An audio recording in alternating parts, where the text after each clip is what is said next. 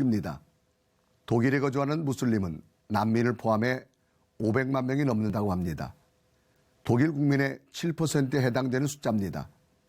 이렇게 독일 국민이 돼가는 무슬림 난민과의 만남을 여전히 불편하게 여기는 독일 국민들이 있기도 하지만 적극적으로 복음을 전하는 이들도 있습니다. 이와 관련된 내용 독일 현지 연결해 말씀 나눠보겠습니다. 이성춘 선교사님 안녕하십니까? 네, 안녕하십니까. 이성춘 선교사입니다. 네, 반갑습니다. 보도에 따르면 독일은 지난 2년 동안 3천여 명의 무슬림들이 기독교로 개종하고 세례를 받았다고 하는데요. 숫자가 정확한지는 확인할 수 없지만 다만 그게 사실이라면 굉장히 많은 숫자네요. 그렇습니다. 독일에서 기독교인들이 매년 26만 명씩 신앙을 포기하고 있는 상황에서 3천 명의 난민들이 세례를 받고 신앙생활을 한다는 것은 놀라운 일입니다. 이 개종이 독일 전역에서 이루어지고 있기도 하지만 주로 베를린과 함부르크, 쾰른, 스투가르트의 독일 교회나 이란, 시리아, 이라크의 이민자 교회에서 이루어지고 있습니다. 독일인들이 자신들을 구독일인이라고 부르고 새로 이주해온 사람들을 신독일인이라고 부르기 시작했는데 무슬림이었던 신독일인들이 믿음의 사람들이 된 것입니다. 세례를 받은 이유가 정착을 위한 수단인지 진정한 신앙인지는 누구도 판단할 수 없지만 어쨌든 난민으로 독일에 정착한 무슬림들에게 복음이 전해지고 있다고 하는 것 참 좋은 일인 것 같습니다. 독일로 다가온 무슬림들은 이슬람은 우리에게 혐오스러운 종교가 되었습니다. 이제 기독교를 더 많이 겸하고 싶습니다라고 말합니다. 그러나 독일 유럽 사람들은 여전히 그들을 두려워하고 있습니다.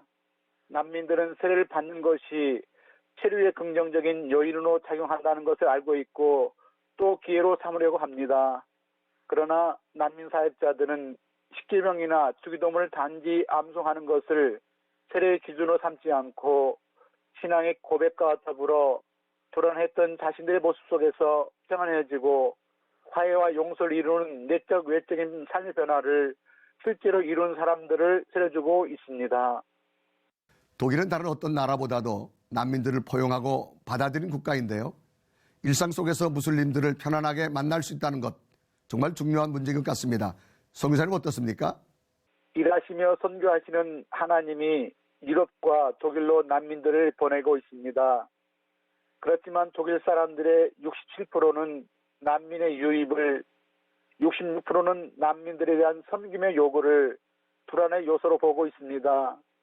그래서인지 난민 무슬림들의 81%가 기독교인들과의 만남을 기대하지만 일상생활에서 기독교인을 만나고 있는 무슬림은 겨우 13%에 불과하다고 합니다.